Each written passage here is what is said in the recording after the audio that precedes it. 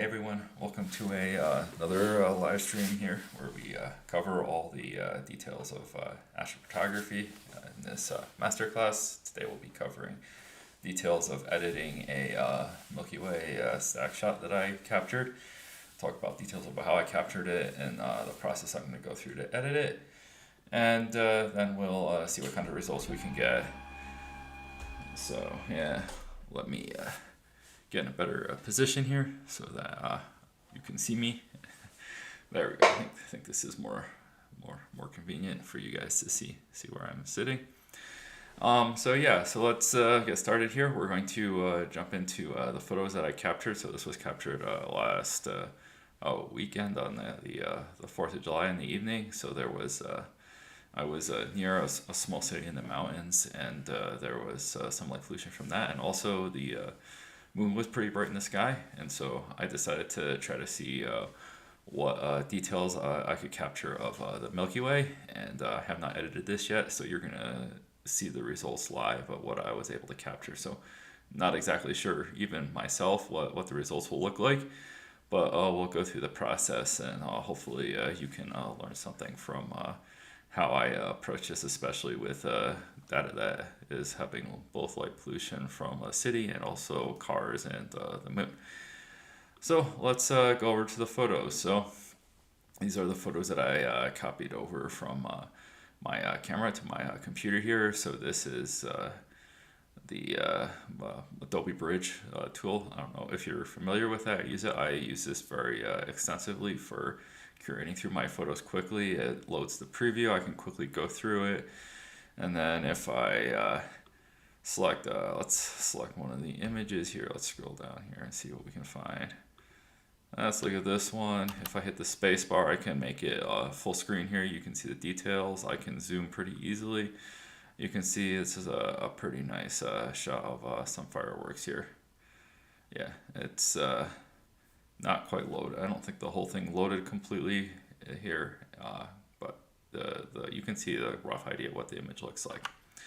So if we keep kind of scrolling down through my images, we'll come to the end of the fireworks, and then we'll start to see some Milky Way shots here. So if we scroll through here, we did see I took a few attempts here to try to capture some foregrounds. If we can scroll here, so here is one attempt. You can see some car trails here in the foreground. The things are blown out though, so this is probably not the best image. If we we can just review these things like one at a time. So I did test shots first, so I wanted to see how if this was even worth trying. So I did a test shot like this where I completely blew out the foreground to see if I could see any detail in the Milky Way in the sky. And sure enough, I could see a little bit of detail. So I was like, there's some hope that I might be able to get an image from this. You can see that the foreground has some detail as well. So it's got some leading lines coming from the road, where the road is, and the light, and you can see the rocks in the foreground. The trees kind of fill in the horizon line. You can also see the power lines going through the valley there as well, kind of leading into the image as well. So there's a bunch of different components of this image that look really good. So right away in my camera I could see, okay, this is worth at least trying. You can see some of the problems with this image off to the right hand side in the sky. You can see that the light there, that is actually coming from the moon, which is right off to the right of the image. So like very clearly there's probably going to be some light from the moon over there, but I think we'll still be able to see some detail from the sky. And the foreground, hopefully I captured an image where the lighting is good in the foreground, and maybe there's some nice light trails from the taillights or headlights of cars. So we'll go through the images. So this is kind of a test image that I captured just to see what was possible and if this was a good idea even. So determined this was a good idea, so I decided to try. All right, so let's go through these photos of the foreground. So a lot of this is just a trial and error, right? So there was just probably, there were hundreds, if not thousands of cars passing by for over the time I shot this after the fireworks. People were leaving the area. And this is the only road out towards the south. So they were all passing this direction, everyone who was going in the south direction. So if we go through these, most of these are pretty overexposed. Like this is completely blown out. You can see still completely blown out. The rocks are still completely blown out. So this is really the first one that looks like you could potentially use it. So there's a nice trail going around the curve. There's headlights from probably another vehicle coming all down the hill here, and or up the hill technically here. And yeah, so that this could be a usable one. So if we mark this one as usable, then we'll just keep going through here. Again, this one I don't think there's a lot of hope. It looks completely blown out. We'll just go through these. All right. And so then I think I decided to take a break from taking images of cars because there were too many cars and I wasn't thrilled with the results I was getting. So I decided to shoot sky images. So these are images of the sky. So these are all untracked. So you can see here this image is f/2.8, 13 seconds, ISO 1600. So this is literally just taken on my, just with a camera on a tripod, no tracking or anything like that. And so I have marked this one already as the start of the images that I wanted to use. So there's this one. I'll go through them, make sure there's no major issues. Check for any details like major meteors or anything that could be in the sky that might be of interest in a final image. And basically you can just see that there's a bunch of planes going through. I don't see anything interesting in the sky. I don't see any major problems where there's a huge extra glare. Obviously, on the right hand side of the image, you can see the light from the moon. We're not going to be able to get rid of that because the moon was going to be in like the edge of this composition no matter what. But I think I'm pretty happy with the sky details.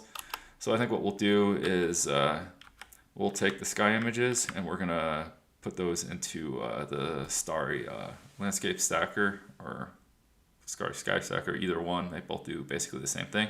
So we have to know what which images we're using. So this is 6557, and we're going to start this right now because it's going to take a couple minutes, and we can review the rest of the images while we're waiting for the images to blend. So it's 6531 to 6557. It's like what, 27 images. So if I can remember, so we just care about the sky in these images. So I think I'll use this starry sky stacker here, and let's go to here, and we'll go to 4th of July. This is with my 14mm lens, and it was 6.5, I believe, 3.1 to 6.557. I believe that's the sequence. We'll open them. This is automatically setting the temperature white balance. I would copy the balance from raw files, and then I'll just go with what our default settings are, and done. Wait for this to run here. While that's running in the background, we're going to go back to reviewing different images of the foreground. So again, I switched back to shooting foreground images rather than sky. You can see the exposure is much less here. These are 7.1, 13, 1600. Yeah, it's still way too long. So I think, here we go. This is starting to look like a better usable foreground. That's f7.1, 4 seconds, and 1600. So you got to play with this depending on how fast the cars are moving and how long you want the light trails to be. So you can see that we're a lot closer to a good image here. The trails are looking reasonable here, but still this image is really blown out. So probably we can get a better result. So if we keep going, it's still blown out, blown out, blown out. Let's see, completely blown out still. All right, and then there's this one, which is, again, pretty okay. And then, let's see, this one, which I think I like this one. if I remember correctly. I looked at these very briefly to see if I had anything that I thought might work. So there's still little parts of this rock that look like they might be slightly blown out, but I think we can still recover a reasonable image from this. So let's pick the last three images here because I think these looked reasonable, and let's open them in Camera Raw here, and so we can see details on this and see if the results look good. So a few things we can do right away is we can see how bad the blown out parts of the image are. So a quick way to do that is just to drop the exposure all the way down. And if you do that, the really bright whites are the parts that are blown out. So you can see part of the light trails, which we expect to be blown out, and then a little bit on the rock here will be a little bit blown out. But this other part over here that looked really bright, actually there's enough dynamic range with the Sony camera sensor that I'm using that there's even detail there, even though it's very bright. So this image doesn't look too bad. There's a little bit of part that's blown out, so we'll check the other two and see if we got better results on that. This one I almost think is going to be having worst blown out. It's actually not that bad. You could probably drop the highlights all the way down and get a reasonable result. Yeah, that's actually not that bad. So we probably have a few images to choose from here. So those trails are actually kind of cool. It's like it almost looks like the cars ran into each other. Like the first car went around the corner, and then the second car was like running into it, but that's not quite right. The first car would have been well beyond the corner before the second one showed up. You can kind of see a bit of a headlight, it looks like here too, not just the tail lights. It's hard to tell exactly what those lights are, but these are some pretty cool light trails. I like that one. So we obviously need to edit these a little bit differently. We'll have to bump up the shadows, and then we might have to do some masking on the rocks there to try to make sure that the lighting in the foreground is reasonable, because those rocks look a little bit blown out, but we know that there's more detail there based on how we looked at the exposure when we dropped it all the way down. So we'll keep going. So we'll look at this one. Again, the rocks look pretty blown out here. Let's drop the exposure and see if the trails are looking better here. So the trails look more continuous here, but they're less pronounced than this one. So I think either of these images is looking pretty solid for a foreground. So I think I like this continuous one where it goes one car goes all the way around the corner. So I think we're gonna try to edit this one. So we'll walk through a really quick edit with this, and then we'll jump back to the sky after that. So obviously we want to show some of the details in the foreground here, so we can increase the shadows. So you might not want to go to 100% increasing the shadows, but you want to go enough so that the lighting is showing some foreground texture here. You want to be able to see these rocks and whatnot leading into the foreground, but you don't want them to be distracting from the road, where the main point of this image is the light in the road leading around the curve towards the base of the Milky Way on the southern horizon. So you can kind of see the Scorpius constellation here, and it's a great reference for where the Milky Way is when you can't see it in your image. And so you can see the Milky Way will be right below the Rho-Fuci asterism in Scorpius here, and it'll be angled below it. So yeah, that's the idea of this image and where the Milky Way will be. So let's try to bring out some nice detail in these light trails. We don't obviously we want them to be bright, but we don't want them to be so bright that they're completely overtaking the whole image.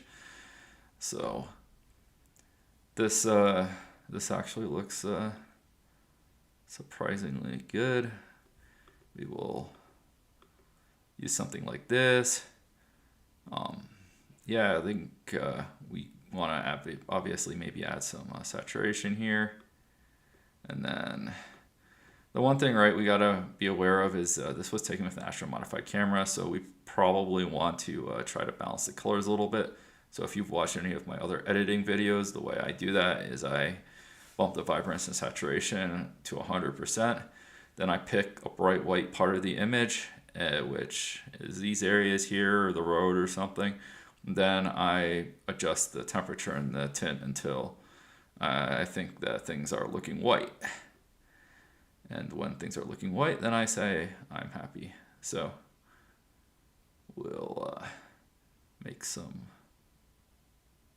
minor adjustments here. So obviously you're not going to be able to get true colors with the vibrance saturation at 100%, but you can get it very close to looking reasonable. And then if you wanted to tint your image in towards a blue or a yellow or purple or whatever, like you probably want to think about how that's going to compose with your sky image. So you'll, depending on the data you captured for your sky and what that looks like, you may want to change the color balance. But yeah, you want the whites to be white, basically, is what you want. You want it to look like. So I think this is still, I don't know, it might be a little bit green. And we might, like the lights that are from headlights of cars can be tinted a little bit yellow in some cases, so we might want to keep things a little bit yellow on the yellow side. So you can see now that when I drop the vibrance and the saturation down, the light on the road looks really white, which is kind of what we're going for. And then that rock point was just blown out, which we may try to mask a little bit to get rid of that, or at least make it less prominent. Is looking pretty solid. Overall, I think the image itself might be a little bit dark, so maybe I'll brighten the whole image a little bit. Like maybe there. We want to make sure we're adding enough contrast in here. So like the danger with brightening the shadows like this and with just brightening the whole image in general, you can easily start to lose the contrast in the image, which will make the image look kind of flat. And like with this image, there's really, really bright areas and then really, really dark areas, so you can stretch it a lot without losing contrast. But you still want to allow for a decent amount of contrast here. So let's see. Yeah, so let's see if I like the colors here. So a lot of this is just personal preference. Like you can see there's the greens in the aspen tree, so that would be one reference for color. You've got the green plants on the side of the road, that would be another. So things are on the side of the road are probably looking a little bit too green for me. So plus the lights of the car are not looking redded enough. So maybe we can bump the tint a little bit towards the purple to see if we can reduce the emphasis on the greens, especially around the curve there, and then see if we can get a little bit more reds in the taillights of the car, because that's a more natural color. You can also play with the color mixer and pick and choose colors, which can be useful and gives you more options with producing final colors in your image. We're not going to play with that right now, I don't think. But yeah, so like this looks pretty good. At night, you don't want to add too much saturation to your foreground, or else it starts to look really, really fake. A lot of composites that I see of the Milky Way with the sky, they look really unrealistic in my opinion, because whoever is editing them is adding lots of saturation. Maybe they captured the shot during the daytime or at dusk, and then they compose it with the Milky Way, and it just looks unrealistic. So I think this is looking like a reasonable foreground. So what we might do is here, we'll check a few things. So details, we probably want to reduce the sharpening, add a little bit of luminance reduction. Color noise reduction looks good. So just reducing the noise in your image is in general really good, and it'll produce a cleaner image if you zoom into some part of the image. Let's see, let's pick the sky here so we can see the difference. If we turn this off and on, you can see there's a good amount of noise reduction just by making these small adjustments. So you end up with a better image just by paying attention to these small details. You may also want to pay attention to the optics. So all lenses have problems and that you can correct for. So you can just use the profile corrections that will take care of some of the vignetting and also flatten the field of view, especially with a super wide lens. So if there's if you have the profile for your lens here in a Lightroom or Camera Raw like I'm using here, you can just apply those corrections to your image. So remove chromatic aberrations, you can do that too. I don't think we're going to see a huge benefit from like that in this particular image because there aren't too many really strong bright areas. Maybe along the trails here it might clean something up. Nah, not really. But yeah, it's this is a pretty reasonable image. So then what I would do is since we picked this one, not the other ones, I'll open this in Photoshop. And I can click this by hitting open here, and then hopefully this should pop up in Photoshop in a sec here. There we go. So now we have this image open here. So now we'll switch back to the sky. So we have the Starry Sky Stacker. You can have it pick what it thinks are the best images. I'm not sure if there's a huge benefit to having it pick images. In my experience, there's not that much detail. You can just use all of them most of the time and you'll probably be okay, unless something really terrible happened in your image, like a lot of light came in directly at your lens or something like that, right? There's a lot, not necessarily a good reason to do that. So we'll let it compose the images. While it's composing, we're going to jump back over to Photoshop here quickly, and maybe we're happy with this foreground, but now we have to make sure that the sky can be replaced in this image. So the easiest way to replace your sky in an image is to use the sky replacement tool here, and so or sky masking tool. In my opinion, this is the easiest way. So what I do is I select the sky. It does a good enough job of selecting the sky. This is very much not perfect, but probably good enough for our purposes. And then what I do is I hit the mask tool here, create mask from selection, which will mask the foreground. And then I do a Command I on my Mac here. I think it would be probably Control I on Windows, and this allows you to invert the mask, and so it's masking the sky rather than the foreground.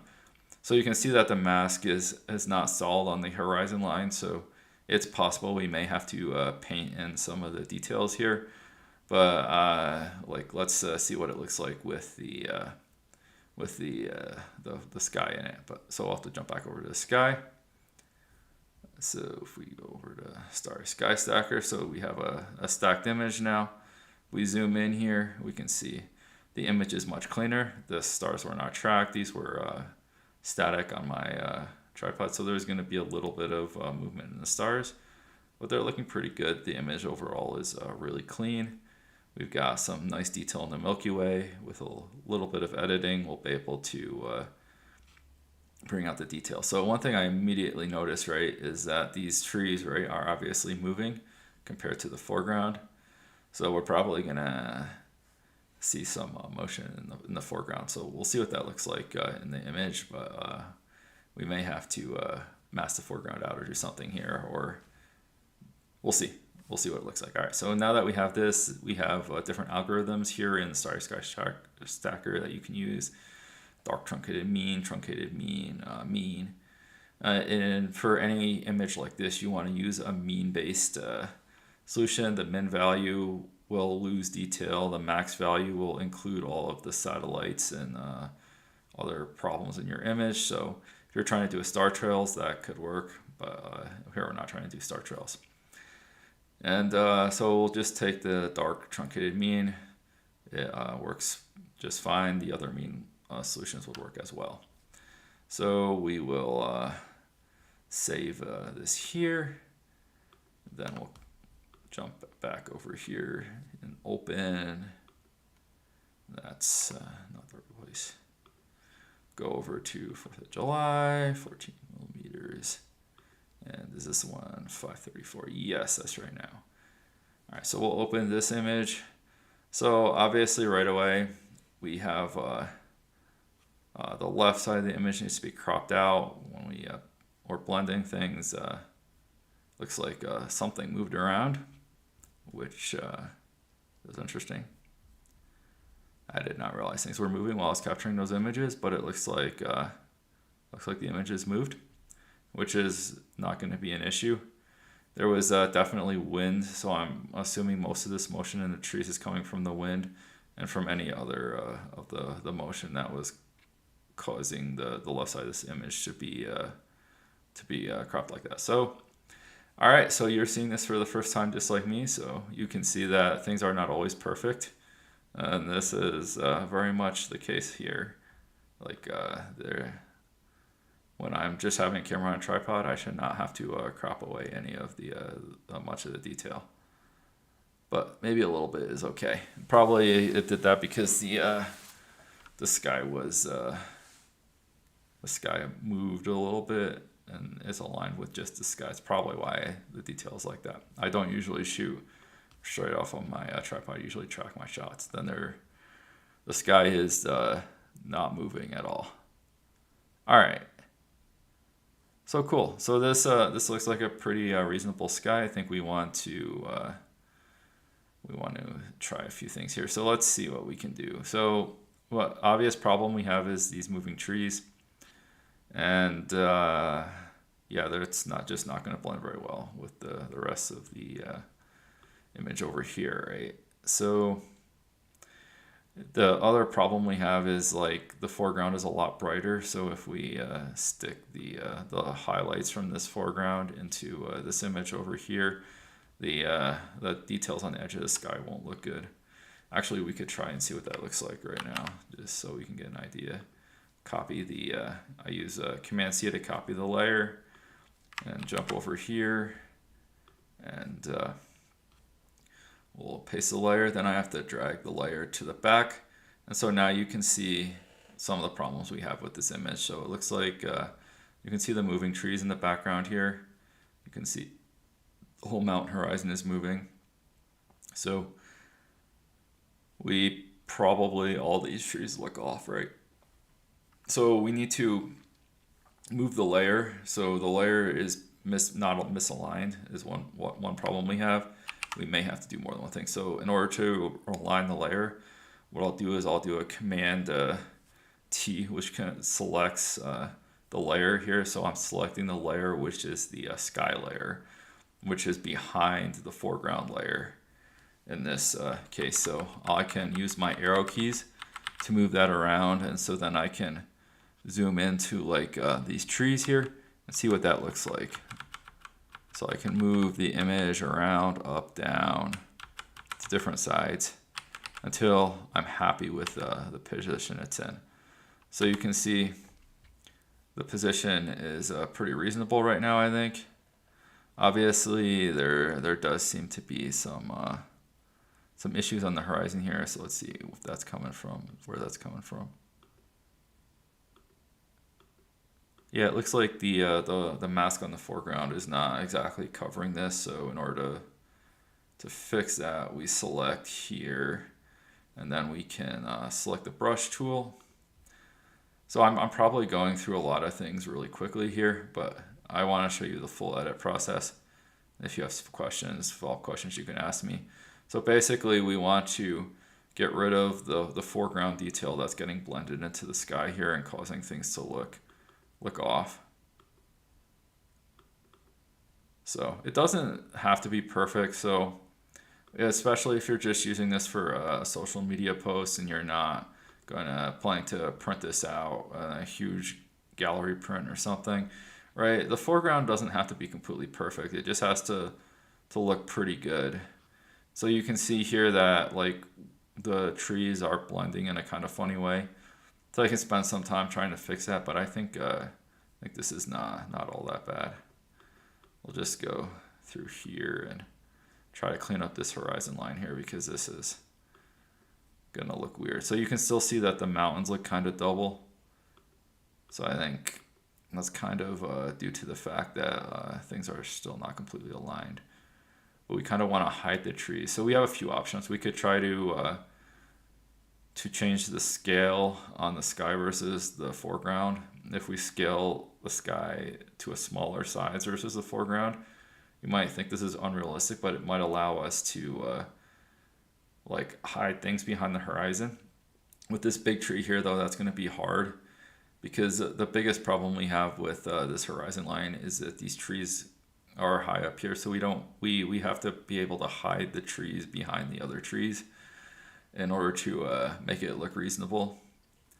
So let's see if there's a little bit better we can do here. So I'm gonna do a Command T transform, probably Control T on Windows. I have not used Photoshop on Windows before, so I can move the image around until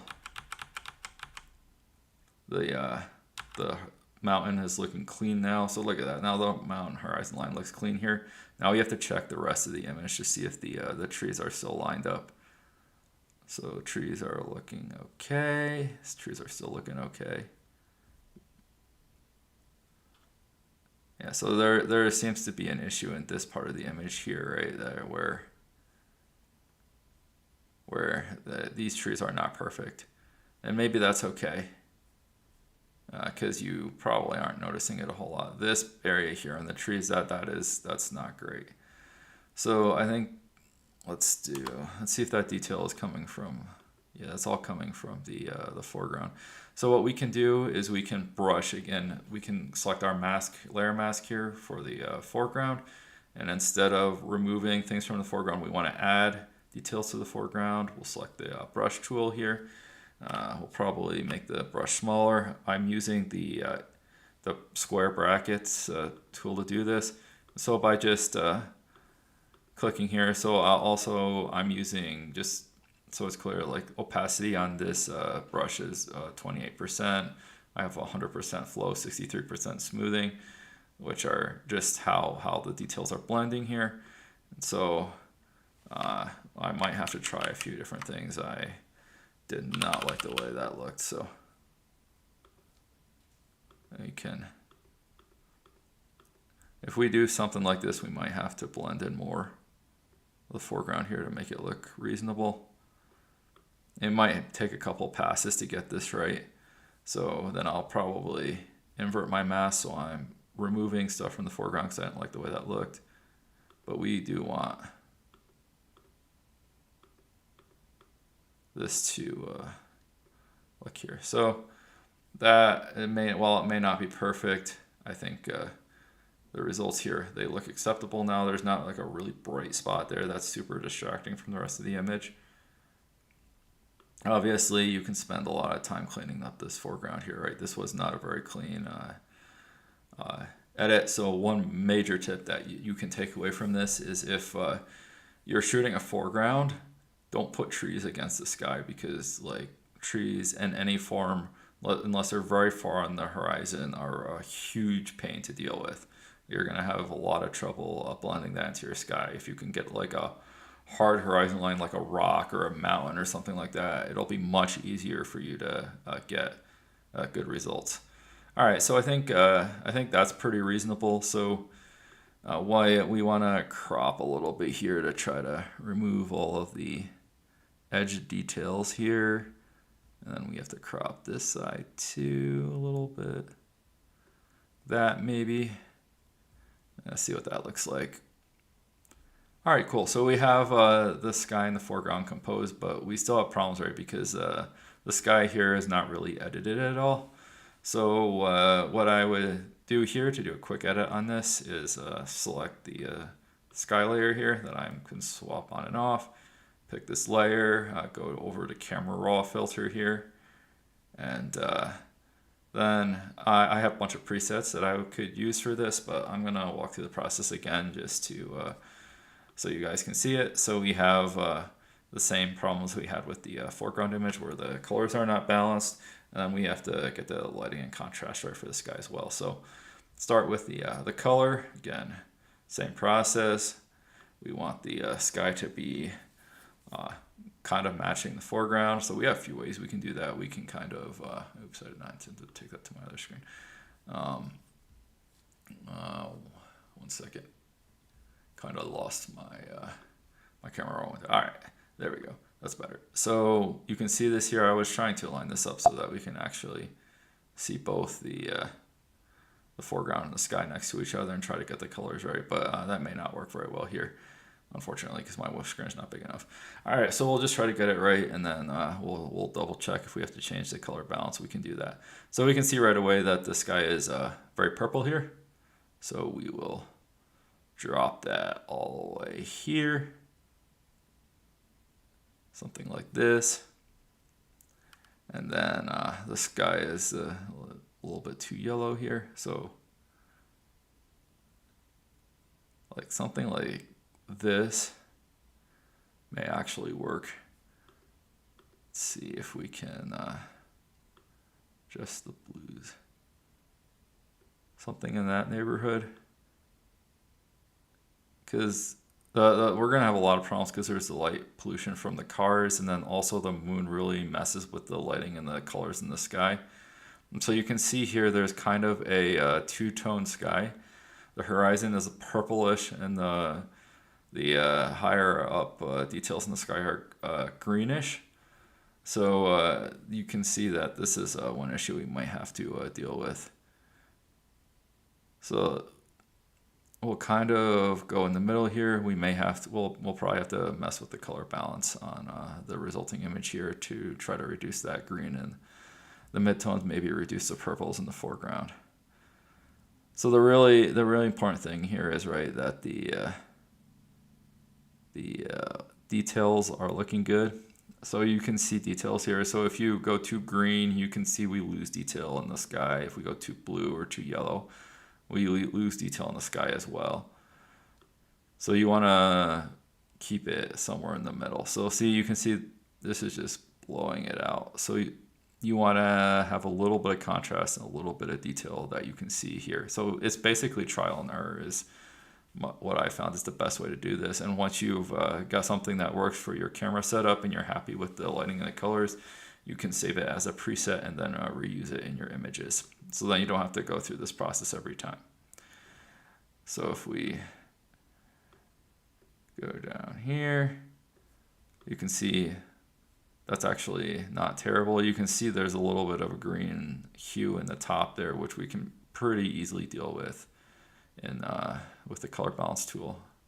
So we probably want to add some contrast. So we're really focusing on the sky here. We don't care what the foreground looks like, right? Because we already have the foreground, the other image. We may mask the foreground real quick and just drop the highlights all the way down so they're not showing up when we blend it with the other image, but we'll do that last. So in order to bring out details in the Milky Way, you add contrast here. Lots of different ways to do that. I recommend trying different ones, seeing what you like. These are a few different ways that you can do that. Clarity. So the clarity, we're gonna have a lot of trouble with that because of the lighting from the moon on the horizon here. That's so we have to go pretty light with that before, so it doesn't cause any issues. Sometimes a dehaze will help. I don't think it's doing a whole lot this time. Texture, but make sure you don't go too crazy with it. It can really bring detail, but it can also make it look crispy and unrealistic. You can try to enhance the colors, and if you like the reds that I have here because of the Astro modified camera that I have, you can bring out those details, but you got to be careful because you can very easily oversaturate, and then the red components and other parts of the image might show up that are not natural. And then if you don't like some colors, you might be able to do some good things for the image by reducing the greens or the aquas here. That's that might be a good way to remove the colors up here. So that looks like removing, I think, probably the aquas, got rid of most of the green. detail here. I think that's not too bad. So obviously we still have the moon like shining over here. We're not going to be able to get rid of that. I think that's probably okay. You might want to try to play with the purples here, but I think we might play with some of the colors in the foreground here with the color tool and color balance tool in Photoshop. Works pretty well. And then again, we've got we could try to add some detail, color noise reduction, or luminous noise reduction, which it looks like this could benefit from some color noise.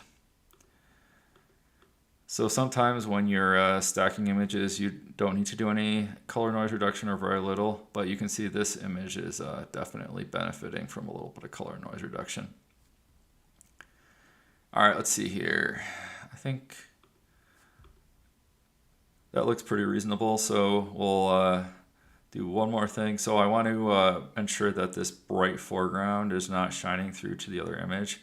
So what I'll do is I'm going to select the sky here. I'm going to invert my selection, so I'm selecting the foreground, and then I'm just going to drop the exposure like this. And so when this blends with the other image, the dark areas, the foreground will not be shining really brightly into the other image. So you can see if we disable this layer mask, it just dropped off the detail there. And so this should give us a cleaner look in our blended image. So like I think that's some pretty nice detail for all this light pollution, the city behind me, and the moon shining off to the side. So if we select OK, see what that looks like.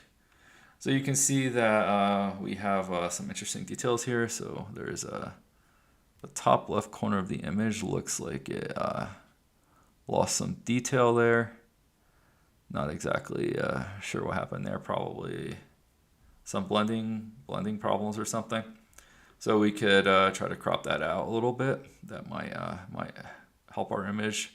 Like we could just crop the whole thing down to here. That'll remove a lot of the upper sky problems we were seeing. Maybe that composition is better.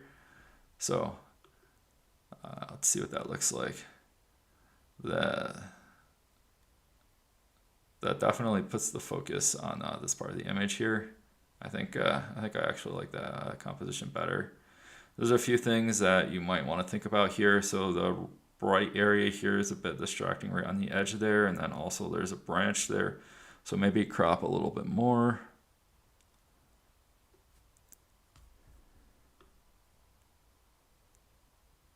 All right, let's check that. See, I think that looks pretty solid. You got the light over here that kind of fills in the empty space there, which is interesting.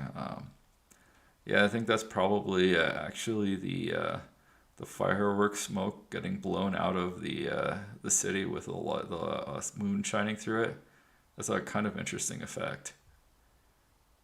Unless it's a complete lens flare, but it doesn't look like a lens flare to me. It could be a combination. But yeah, it looks like the moonlight is shining off something, which is probably the fireworks smoke. So this image looks okay. So there's a few things we want to know here. So this kind of works because the sky is a bluish hue and the foreground is having a reddish hue. So they kind of contrast with each other. So this could actually work as a final image. Now, let's say you weren't happy with it. You kind of wanted the hue of the foreground and sky to match each other. So then you could go use camera raw tool again and play with the colors. But the color balance tool here in Photoshop is really useful. So I'm going to select that, and it's applying only to the sky layer here, because the foreground layer is above in the layers here. And so in order to make the sky more red, we can do something like this. Maybe I don't like that. Maybe I want to change just the magentas a little bit here. And so then there's, with the color balance tool, you can edit the midtones, the shadows, and the highlights. So you'll probably have to edit all of them a little bit. So this is just turning the image super purple, so I don't like that. So let's go back here, reset that. What if we do slight red hue here, like for highlights, also go red a little bit. Try that. And then shadows, let's see what that looks like.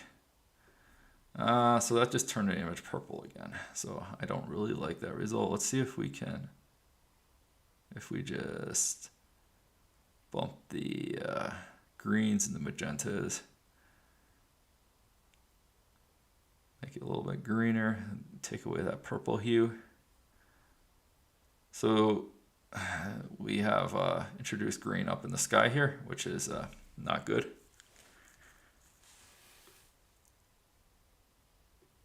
Yeah, you got to play with the colors.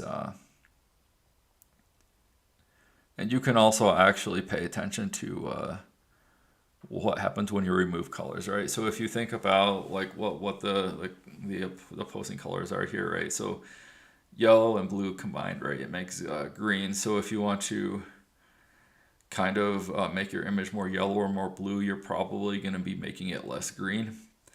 So that's one thing you can do. And then also you can think about how this affects the other colors. So like the yellows and oranges will be kind of related, and then along with the reds.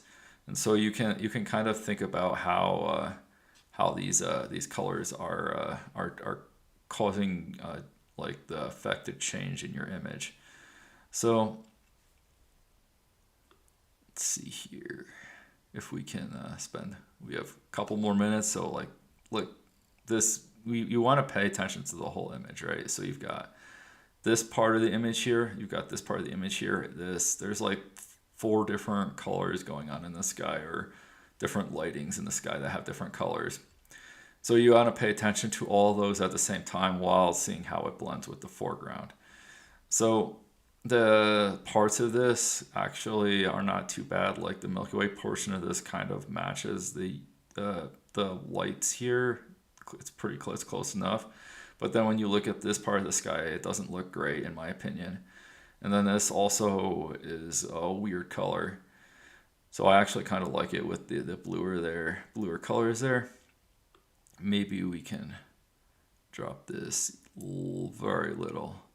And then since the bright areas here, the highlights are probably where you're going to see the biggest effect, you might want to try to do that. And so you can see how this affects the detail in the Milky Way. Just the highlights, turning them yellow, actually brings out more detail in the Milky Way, because the Milky Way is a pretty yellow part of this image. So that actually, let's see if we get this tool here. That doesn't look too bad, right? So you can see that the colors are they're not perfect, but they're a lot closer. The foreground and the sky are matching. You don't have this contrast of blue, right? So if I get rid of this, right, you've got the blue, like white purple, well, which might actually be a realistic view of the sky here, because the moonlight is shining. Contrasts with a more reddish hue that you see throughout the foreground from these lights, and just from how I edited the image. Or you can like pick something like this. Obviously, some of the Milky Way details do seem to stand out better in the yellow version of this image. So like there's not necessarily a right or wrong way to edit this. Like I think both the blue color and then the yellow color of the hue of the sky look okay. And then obviously you can continue to adjust this as you like, until you're happy with the result. So yeah, so this is a pretty final image, I would say.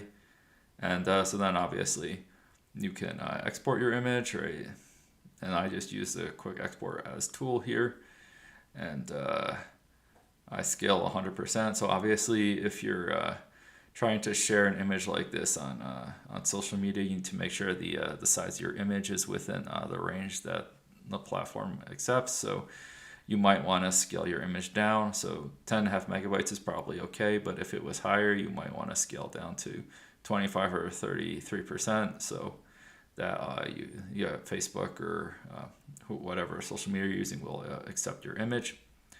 So let's say this is good. I'm just going to export this image, and we'll put it in the fireworks folder because this was in the same time as fireworks. So then I can save the image and have it for sharing.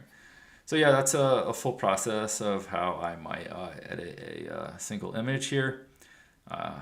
Hope this was helpful to you. If you are looking for more details on my process, you can find those in the links below here. You can see when I'm having workshops in person that are upcoming in the next few weeks.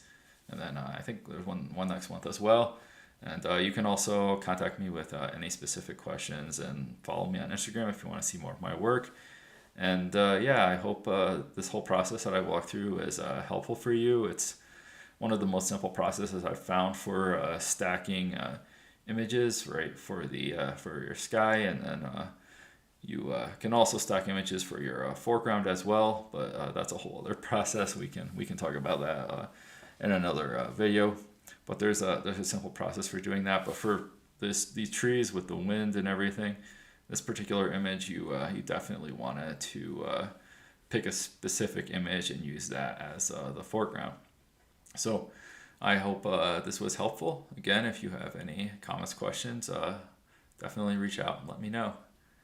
Clear skies.